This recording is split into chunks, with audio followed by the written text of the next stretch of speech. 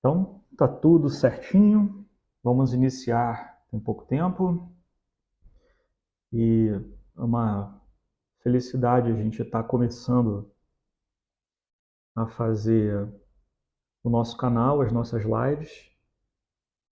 E é claro que a gente tem essa intenção cada vez maior de poder passar conhecimento e ensinar, principalmente eletrocardiografia, que é uma grande dificuldade do dia a dia, do clínico, do estudante de medicina, do médico jovem.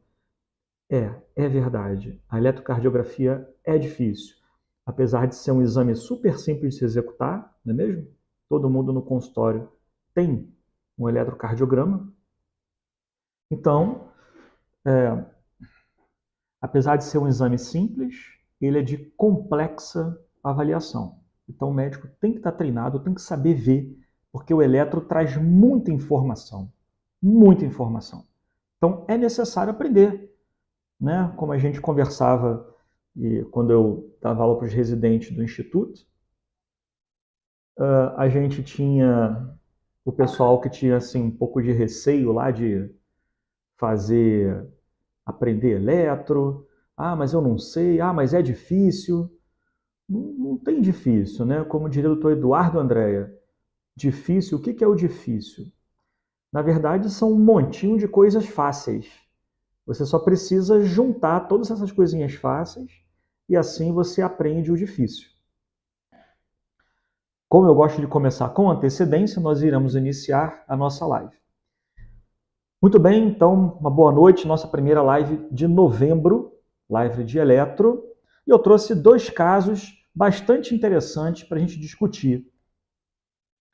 Casos de eletrocardiografia, da Cardiofocus, nosso site, nossa rede social. Entrem, se inscrevam que vocês terão acesso a diversas outras informações, cursos, eventos que a gente vai promover, até em parceria com outras entidades. Então, fiquem antenados aí. Então, vamos lá. Vamos começar aqui, passando aqui. Então, nosso site, cardiofocus.com.br, entrem lá, os nossos cursos do momento disponíveis, Sistema Holter e Eletrocardiografia Clínica. É importante a gente ter a clínica, não é só o eletro, como o pessoal dá assim, manda um eletro. Bruno, o que você acha desse eletro? Olha esse eletro aqui. O eletro, ele é eletro de alguém. Então isso se acompanha do paciente, da história clínica, o que é que a pessoa sente, o que é que ela está usando de remédio. Então o eletrocardiograma é um exame complementar. O pessoal para com essa mania de mandar eletro. Ah, o que é eletro aqui? O que é isso aqui? Espera aí. Qual é o caso clínico? O que o paciente sente? A gente vai conversando sobre isso. A saber que a gente tem uma diretriz brasileira de interpretação de eletro. Quem não sabe, tem aí a nossa diretriz. Vamos lá com esse casinho bem interessante. Olha lá. Caso 1. Esse é um homem de 51 anos que tinha um tratamento para hipertensão arterial. Uma hipertensão resistente. Quem não conhece hipertensão, veja, hipertensão resistente é algo muito sério.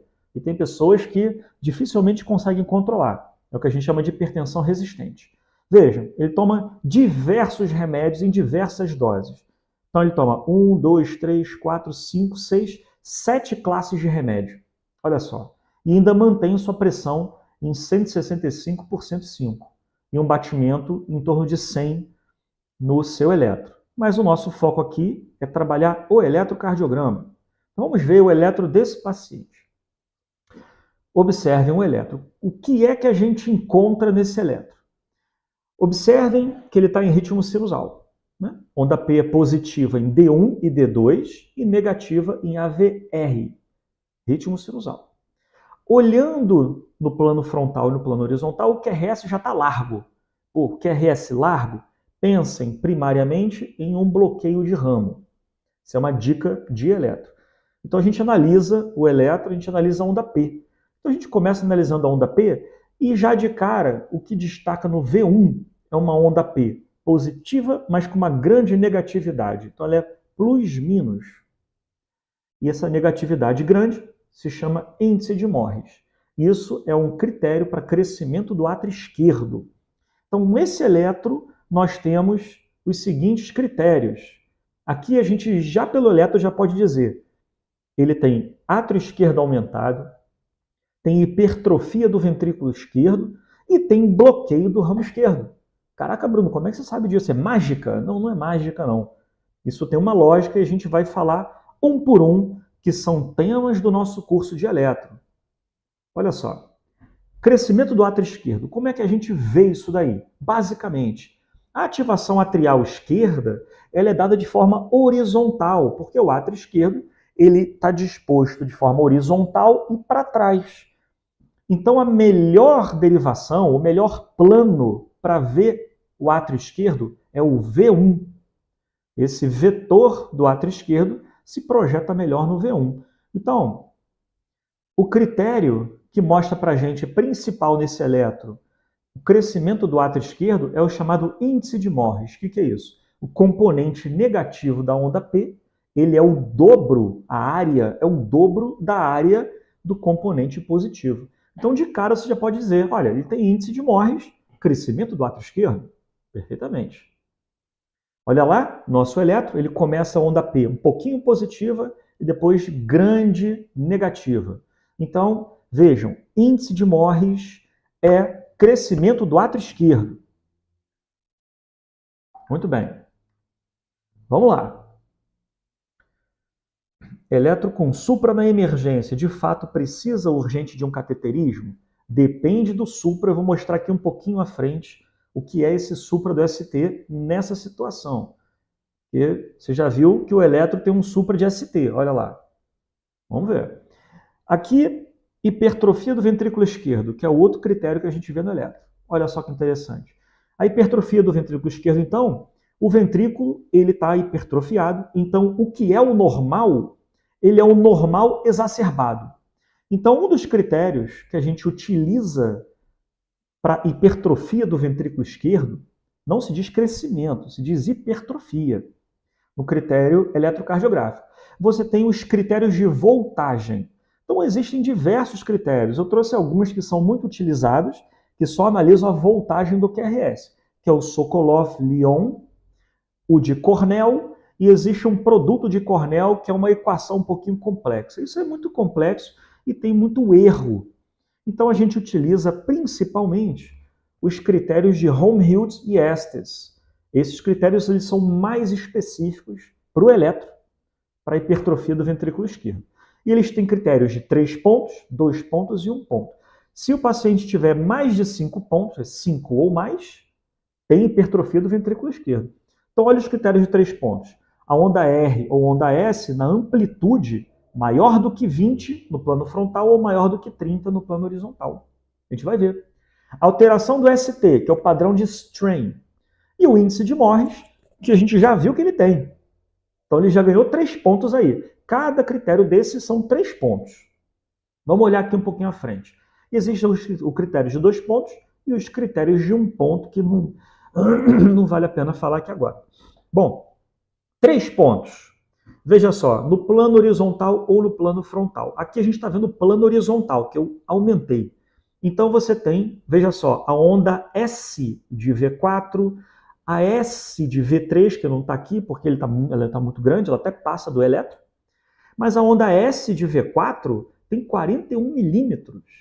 Ou seja, já ganhou 3 pontos no critério de Helmholtz. E aí é o seguinte, como ele tem o índice de Morris também, ganha mais 3 pontos, somou 6 pontos. Então, com isso você já pode dizer, então ele tem hipertrofia do ventrículo esquerdo. Só pelo eletro demos 2 diagnósticos, crescimento de átrio esquerdo e hipertrofia do ventrículo esquerdo. Olha lá. A correlação clínica muito importante que é dada é que, veja, como a gente tem um paciente com hipertensão arterial, olha lá, é uma causa comum, muito comum, de hipertrofia do ventrículo esquerdo. Então, se você tem um paciente no teu consultório ou ambulatório hipertenso, faz um eletro nele, pô. Só fazer um eletro. E você vai observar se esse eletro vai começar a ter critérios de hipertrofia do ventrículo.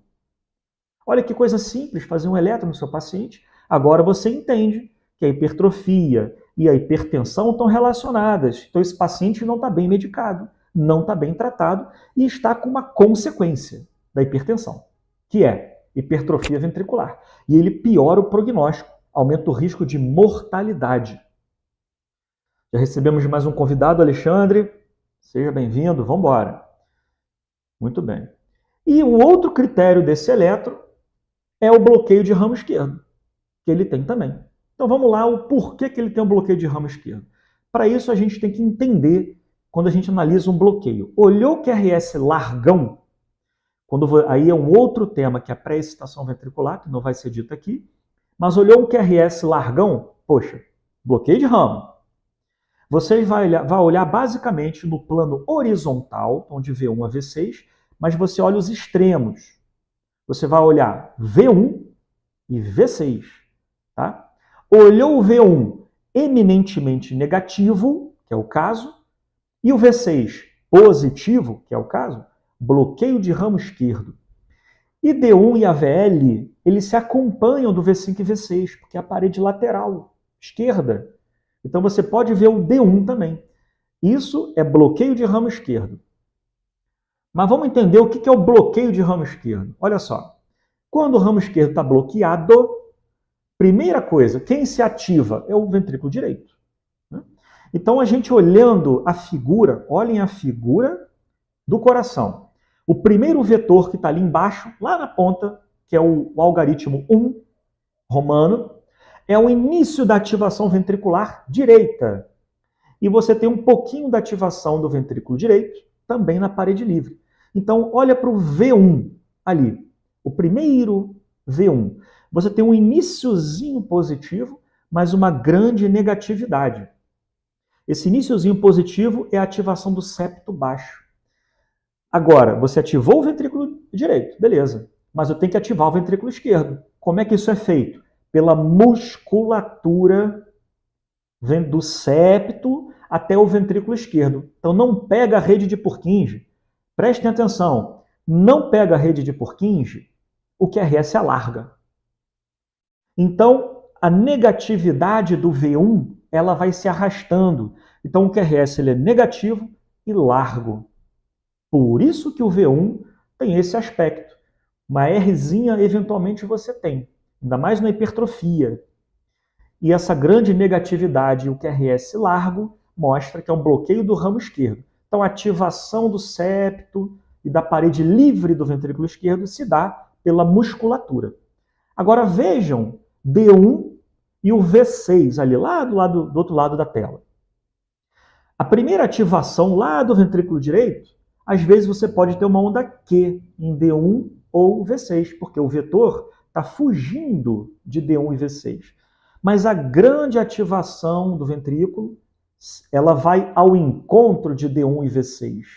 Então eles enxergam essa onda positiva. Então o QRS fica largo e positivo em V5 e V6, D1 e AVL. Então, compreendendo o bloqueio de ramo esquerdo, vocês vão chegar à conclusão que o QRS tem aquele aspecto. E como eu ativei o ventrículo esquerdo, que é a grande massa, né? A ativação foi do ventrículo direito para o ventrículo esquerdo. Só que a ativação foi pela musculatura. Então, se eu ativei da musculatura do VD para o VE, eu repolarizo do VD para o VE. Porque não é ativação rede de Purkinje, é ativação do músculo ventricular. Só que quando ele repolariza, olha o coração da direita, o vetor da repolarização está apontando para a carga positiva. Então o V1 que está ali olhando o vetor, a onda T, que é a onda de repolarização ou de recuperação das células do coração, ela fica positiva e assimétrica. E o V6 que está ali vai enxergar o vetor de costas, ou seja, a onda T será negativa e assimétrica. E no bloqueio de ramo esquerdo, olha só o que a gente tem ali. Exatamente isso. Olha o V6, QRS positivo e largo, e onda T negativa e assimétrica. Então nós temos o bloqueio de ramo esquerdo. No D1 e no AVL também, olha lá, você enxerga ali lá na pontinha, quer dizer, na pontinha, lá na pontinha. Se o bloqueio de ramo esquerdo, e foi comentado aqui no chat, muito bem observado, que tem um supradesnível do segmento ST. Isso é comum no paciente que tem bloqueio de ramo esquerdo. E não é lesão coronariana. E existe um capítulo do nosso curso e do nosso livro que fala de infarto com bloqueio de ramo. Isso vocês vão aprender no curso. Mas no bloqueio de ramo esquerdo, você pode ter um supradesnível do segmento ST. E não ser infarto agudo. Espero ter respondido a pergunta. Mais uma vez a correlação clínica. Olha só, o paciente hipertenso, ele tem grandes chances de evoluir com bloqueio de ramo. Então, se você tem um hipertenso, paciente seu é hipertenso, tá lá, teu consultório, e ele começa a evoluir com bloqueio de ramo esquerdo, opa, essa hipertensão está sendo alguma coisa importante. Então, você tem que tratá-lo mais adequadamente, que é a segunda causa mais comum de bloqueio do ramo esquerdo. A cereja do bolo. Eu gosto de fazer essa mudança de câmera, eu acho legal. A cereja do bolo. A gente pegou o eletro, destrinchou o eletro, agora vamos ver o resultado do eco. Né? O eco que vai mostrar a estrutura e a gente considera que seja um eco bem realizado. Vamos ver esse eco aqui. Tem os parâmetros ali. Se vocês quiserem ver os parâmetros, ele vai estar gravado, mas eu vou trazer aqui para vocês logo a conclusão. A conclusão que é bacana. Aqui. Eu já ampliei. Então, olha só, esse paciente tem uma cardiopatia dilatada, já está em dilatação, né? Então, ele tem a cardiopatia dele é aquela cardiopatia hipertensiva, já na fase dilatada. Quer dizer, é um paciente gravíssimo, gravíssimo. Né? Já tem aumento de cavidades esquerdas. Olha lá, o eletro não mostrou isso? Aumento de ato esquerdo, aumento de ventrículo esquerdo, que a gente chama de hipertrofia. E tem grave disfunção sistólica. Então ele também tem um bloqueio de ramo esquerdo, né, que se junta nessa síndrome. Né? Não tem jeito. O bloqueio de ramo esquerdo piora o indivíduo mesmo. Né? Só que ele tem um ventrículo direito adequado, bacana. Já tem uma regurgitação mitral moderada, o coração dilatado. Já tem uma regurgitação tricúspide leve a moderada e uma hipertensão pulmonar moderada grave. Quer dizer, é um paciente gravíssimo. Gravíssimo.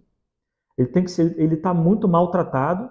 E assim, na verdade, a síndrome dele é uma síndrome complexa, que é uma hipertensão resistente.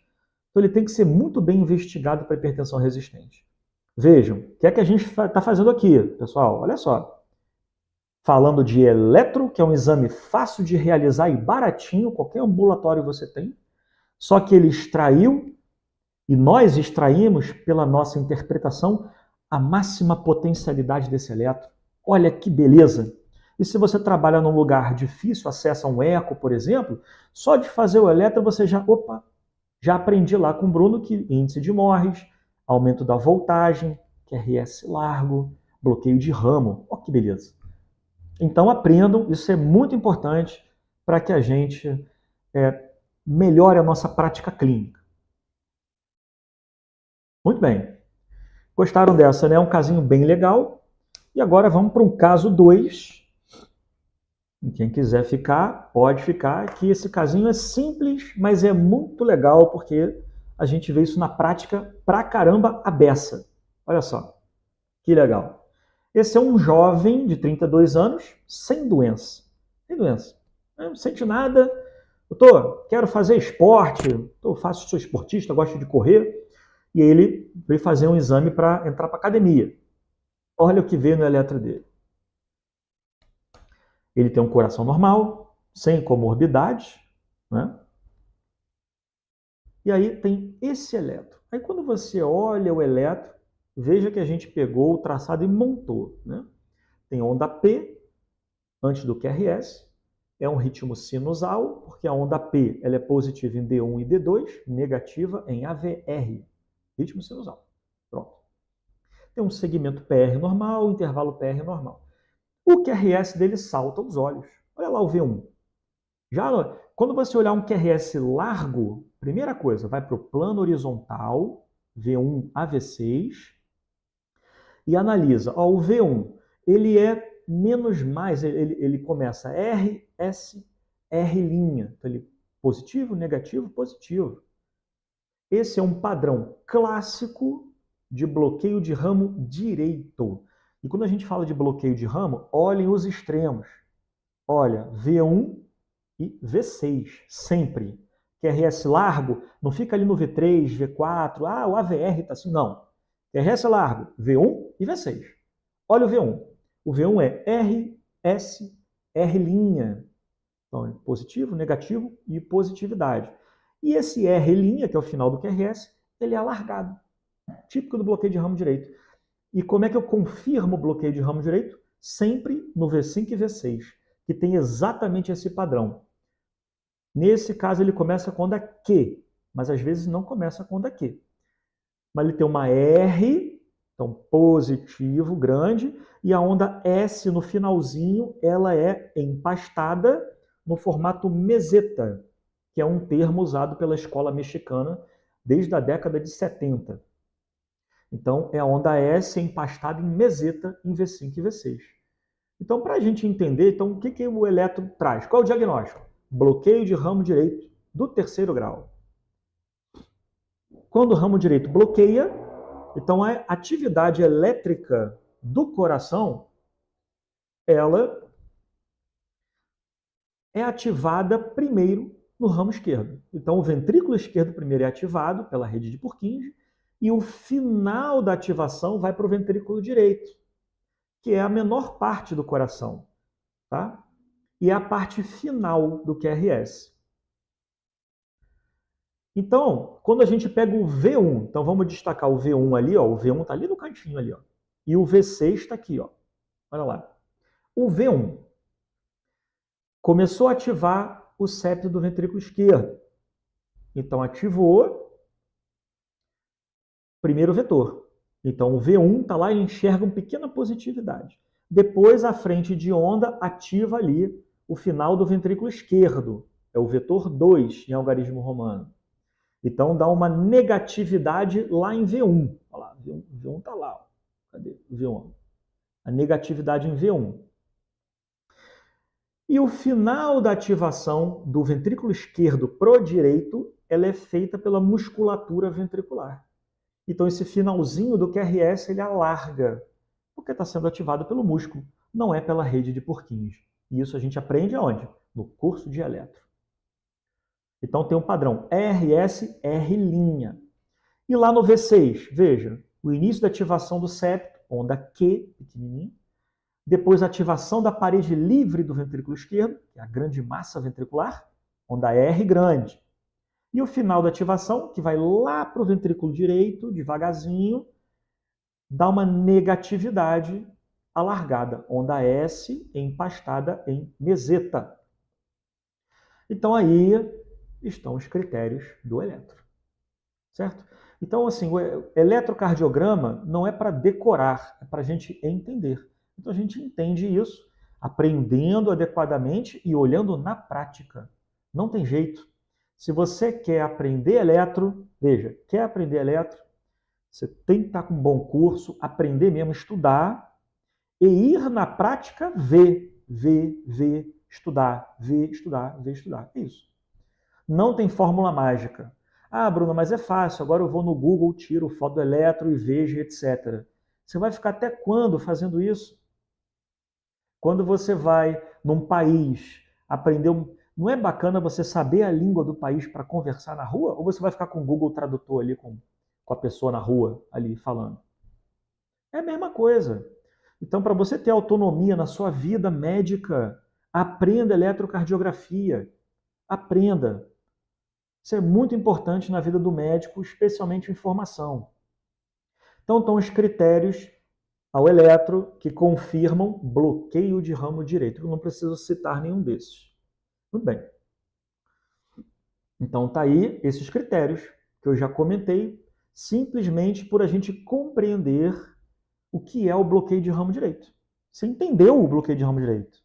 Agora você vê o eletro. Agora eu sei ver um eletro, bloqueio de ramo direito.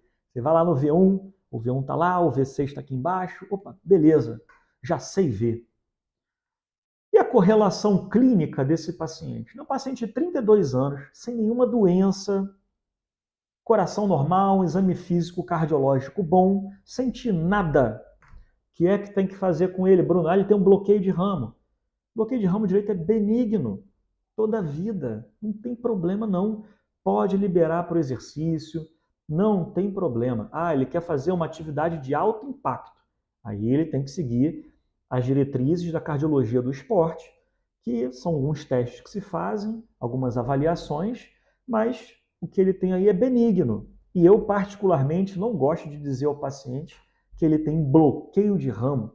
Por exemplo, e nesse caso, senhor, o senhor tem um bloqueio de ramo direito do 3º grau. Caraca, olha só o que causa na cabeça da pessoa imaginar ela ter um bloqueio no coração.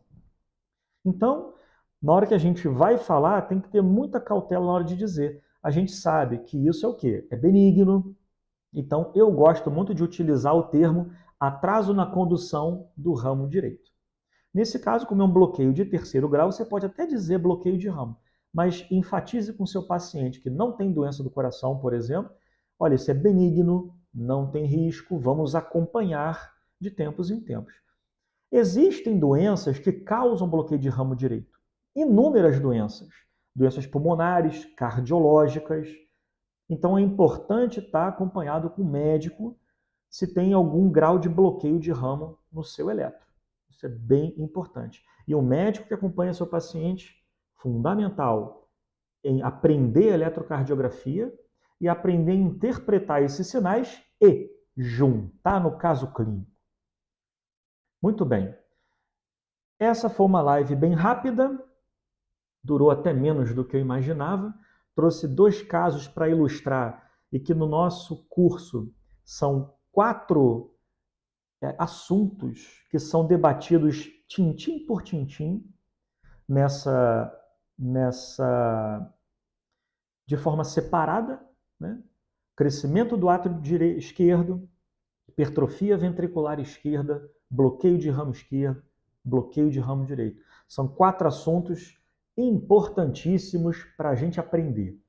Então, faço mais uma chamada.